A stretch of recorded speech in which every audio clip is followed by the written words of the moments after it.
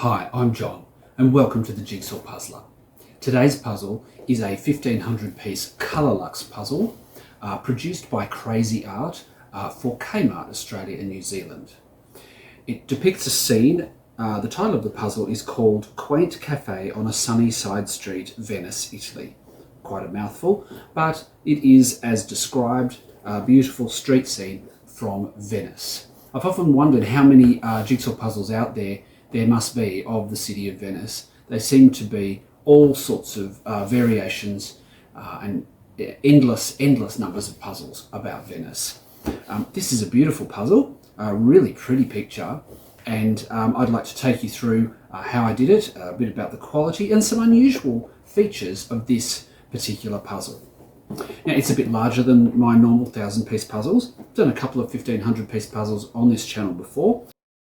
I'll start with the quality. It's pretty good quality. The pieces are, reasonable thickness.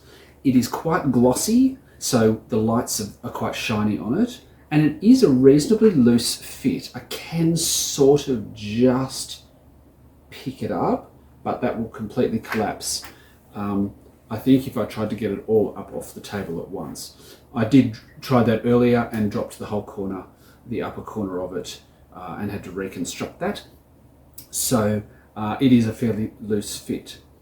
That being said, it is ribbon cut with a variety of piece shapes, so not terribly challenging in that regard, having just the standard puzzle piece, horizontal and vertical. It's got all sorts of shapes in it. There is one piece missing. This was purchased second-hand at an op shop.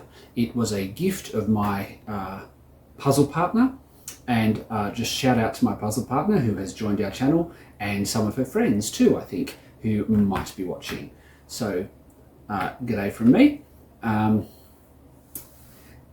So one piece missing. It was an op shop purchase and a gift to me from my puzzle partner, and a really delightful puzzle to do.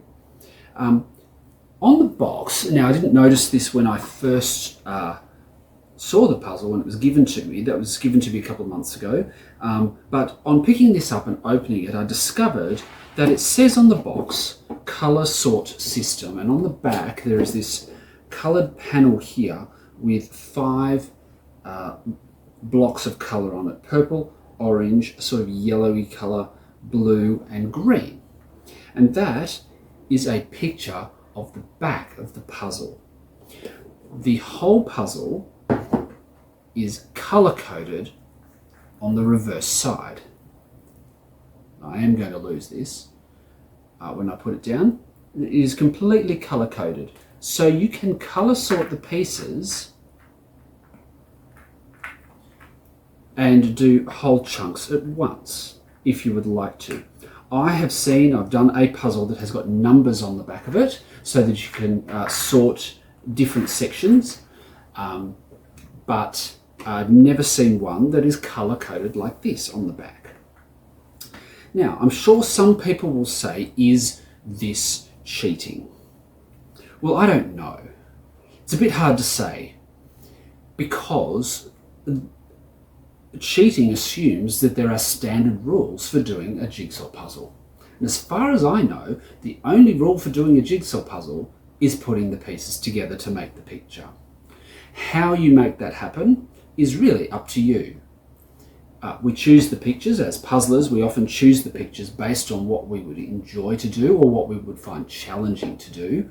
And then we plug away at it at our particular level of enjoyment or challenge as we see fit. Some puzzles with the numbers on the back or letters on the back, or in this case colours on the back, give the puzzler an opportunity to solve the puzzle in a slightly different way, to perhaps sort the puzzle differently than by the colours and textures and shapes on the front. So I don't actually think it's cheating. It's just a different way of attacking a puzzle.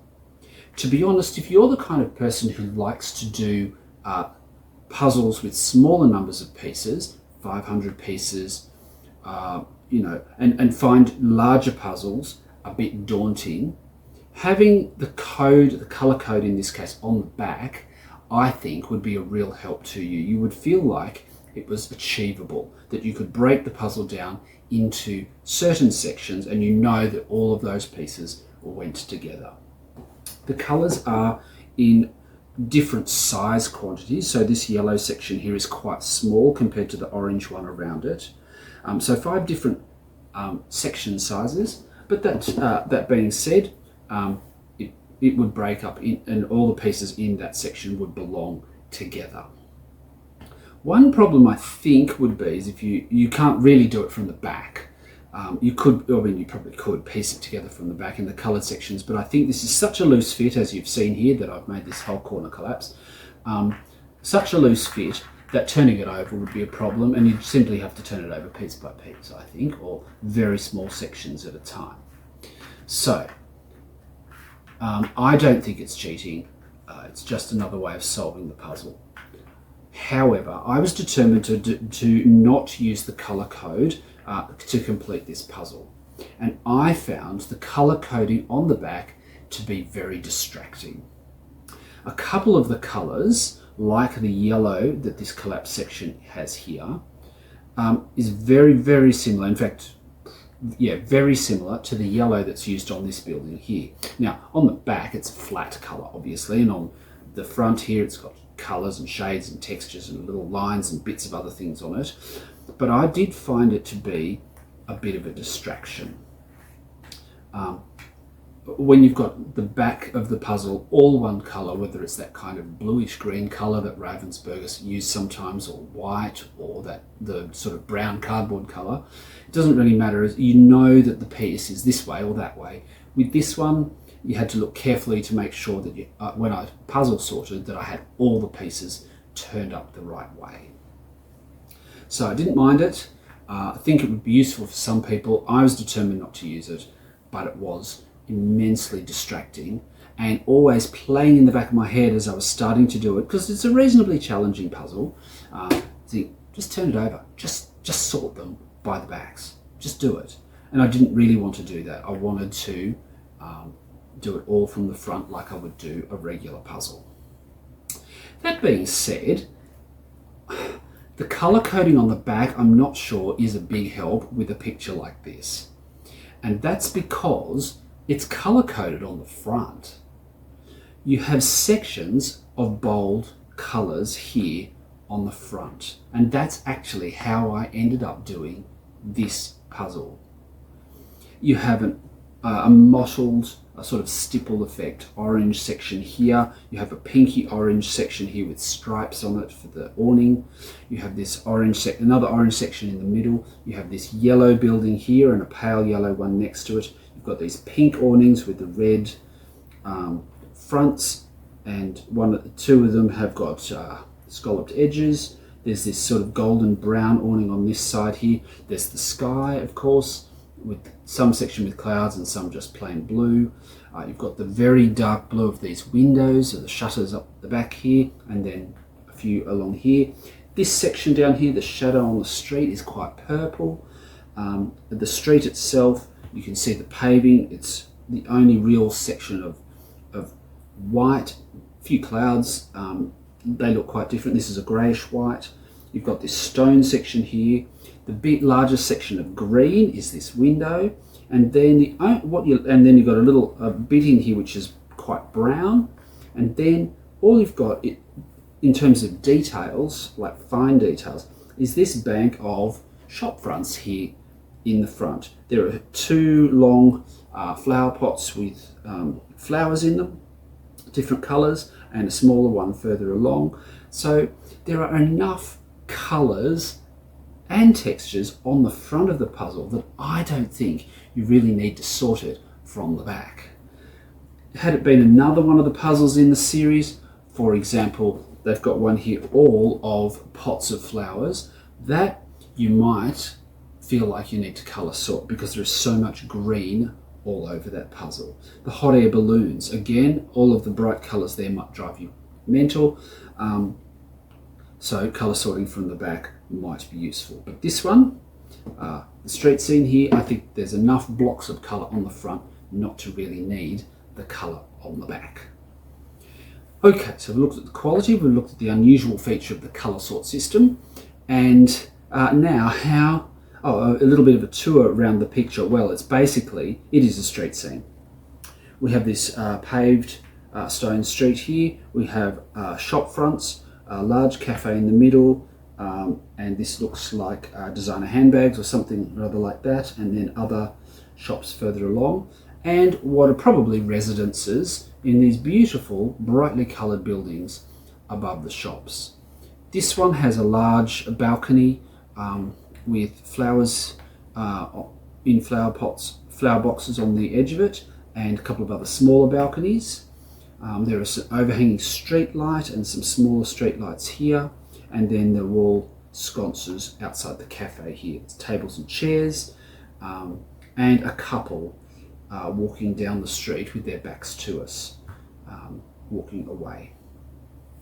Fairly standard, nicely photographed street scene.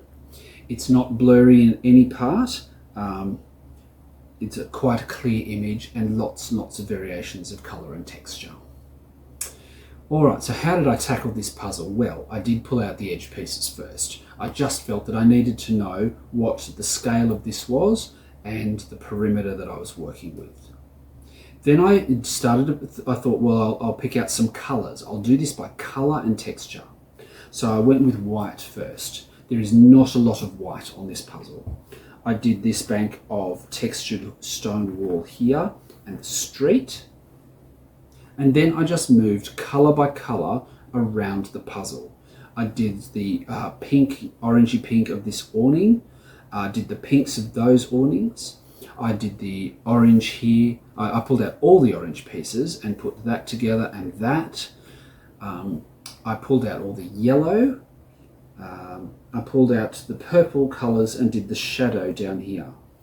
I did the green of the window. There were some pieces of that left right till the end, but the green part definitely is quite distinctive. And pulled out the green of these shutters here and the arched windows up the top. I did put the sky together. I pulled all the sky pieces out in one lot and did them together. And there's a very fancy, if I can turn it upside down, we might be able to see, very fancy light post, which was quite easy to see. I think I've got a piece stuck under there. So quite easy to put the lamp post together because it had this lovely big scrolled, there we are, lovely big scroll work in the corner of the puzzle. Yeah, just pull all that away and stick that there. So I just worked on it piece by piece, like section by section, going by colour mostly. Then, when the large bold sections of colour ran out, I worked on finer and finer details. So I did the big colours first, then I went to the blues and did the shutters. Here I did this balcony railing here. I did this balcony, which is actually surprisingly bright. I know it's a white balcony. We know that it is actually white marble or something like that. But because of the shadows, it's got these luminous pink and orange lines and purple lines on it that make it just pop. The flowers in this flower box here are the only bright pink flowers. Down here there's a band of purple, a band of white, and then these tiny purple and green ones down here. So the blocks of flowers are really easy to sort and to know which part of the puzzle they go on. So all in all, this came together very nicely. I did it over quite a few sittings. It took me many hours to do, but I was very happy plugging away at it just to get it done. So I've done it in the course of a week over several sittings, and I'm very happy to say that the result is spectacular.